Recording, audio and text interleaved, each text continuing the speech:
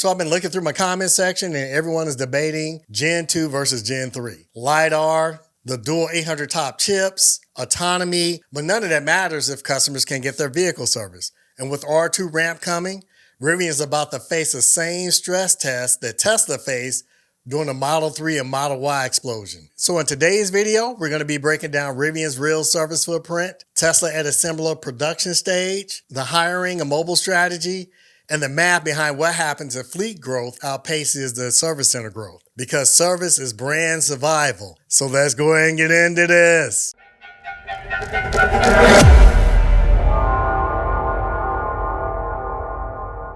Let's take a look at Rivian's current state. Rivian currently operates 74 U.S. service locations across 35 states. That means 15 states without brick and mortar coverage. Some states with only one location serving millions. That works for R1 scale, but R2 is going to change that equation dramatically. If you appreciate deep strategy breakdowns like this, hit that like and subscribe button and join the Duke of Middleville community. I really appreciate all your support in this through your engagement with the channel that really generates these ideas. Through your comments. We just don't review EVs here. We analyze the chess moves behind them. Now let's zoom out historically and take a look at Tesla at a similar stage in their production life cycle. When Tesla was ramping the Model 3 around 2017, they had roughly 70 service centers, and that is almost identical to where Rivian is today. Then Model 3 deliveries surged, and service infrastructure lagged, and owners experienced multiple week appointment delays, long travel distances to get to service centers, loaner vehicle shortages,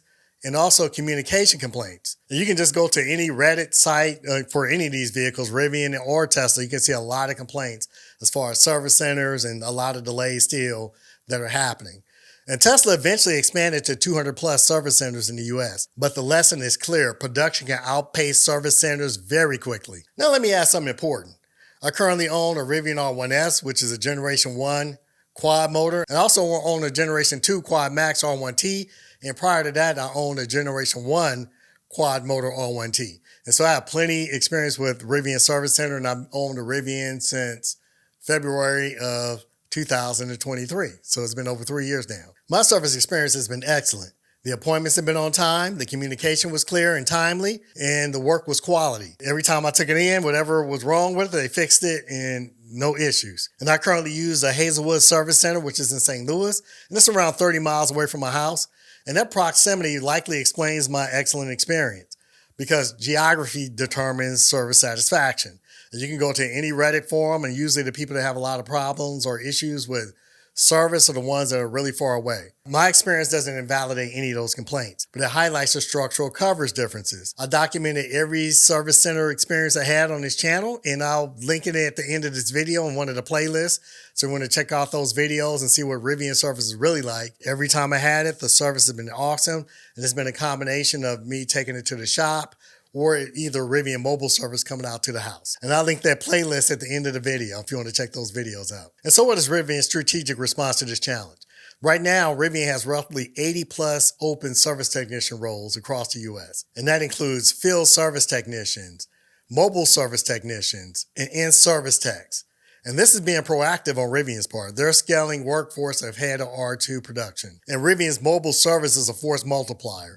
It handles minor repairs, diagnostics, recall, electrical issues. Like in my case, I had a 12-volt battery issue and they came out to the house and repaired it. I also ordered a spare tire and they came out to the house and installed it. And during the installation, I asked the technician, hey, is it possible that I can get a tire rotation? He was like, sure, it's no problem. I can take care of that.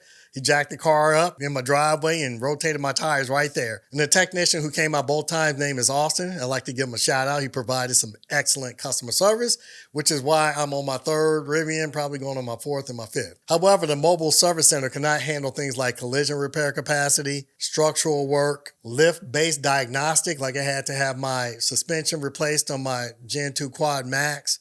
And of course, something like that, you have to lift the vehicle up and it requires extensive work. And so that's something that cannot be done by mobile service. And also major drivetrain repairs are high voltage battery repairs. And so mobile service helps and it is a force multiplier, but physical infrastructure still sets the ceiling here. And now the question for Rivian is with the R2 ramp, what impact is that going to have on the service centers? And we're going to do a little math here and we're going to find out. So assume Rivian has roughly 120,000 US vehicles with 74 service centers. And that's 74 divided by 120,000 times 100,000. And that's approximately 62 service centers per 100,000 vehicles. And that's at today's density at approximately 120,000 vehicles. Now let's look at Rivian with 300,000 vehicles on the road, which is quite possible by the end of 27. If the fleet grows to 300,000 and the service centers remain at 74, that's approximately 25 service centers per 100,000 vehicles. That is a 60% drop in service density. If Rivian expands to 100 service centers at 300,000 vehicles, that is approximately 33 service centers per 100,000 vehicles. That's still nearly half of today's density. So even if they get to 100, you're still looking at a 50% reduction. That is pretty big. Now, where was Tesla in the early Model 3 era? Around 2017, Tesla had approximately 70 service centers. However, they had 200 to 300,000 vehicles globally, with a smaller proportion of that being in the US. Tesla's service center density per 100,000 vehicles was already tightening during that growth phase. The fleet growth accelerated faster than center expansion, which is why wait times also expanded and also the customer dissatisfaction went up. Today, Tesla now has 200 plus service centers in the United States, but they also have millions of vehicles on the road, which means Tesla service centers per 100,000 vehicle ratio actually is much lower now than it was in the earlier days. And yet they operate through a heavy mobile service, massive technician hiring, regional part hubs, third-party collision networks. Tesla adapted after feeling the pressure of the crunch and also hearing a lot of complaints from their owners. This is a benefit of Rivian being the second mover. Now Rivian can anticipate some of those challenges they may face based on what happened with Tesla. So what does this model tell us? If the R2 doubles Rivian's fleet, but service centers don't grow proportionally, capacity per vehicle drops dramatically. Rivian's mobile techs can offset some of that, but collision, structural, and aging fleet demands still require physical facilities. And this is a stress test for Rivian. So what must Rivian do? To avoid Tesla's early strain curve, Rivian needs 1. Service center expansions ahead of R2 volume. 2. Aggressive technician hiring, which they're already doing. If you go to their employment page, they have lots of job openings. I counted over 80 of them. And also expand the mobile fleet, which they are also hiring more mobile technicians. And also a regional part hub. And also certified collision partnerships and a strong communication strategy. Legacy automakers already have massive dealer networks they can leverage. Rivian doesn't have that. So execution speed matters. Here's the takeaway. Rivian today is almost at the exact same service center count Tesla had during early Model 3 ramp. The difference? Rivian has hindsight. They're hiring. They're expanding their mobile service. They understand the risk, but the math doesn't lie. So when R2 doubles Rivian's fleet, service must scale aggressively with it, or customer experience is going to go down. You're going to have a lot of people complaining, and that is not good for business.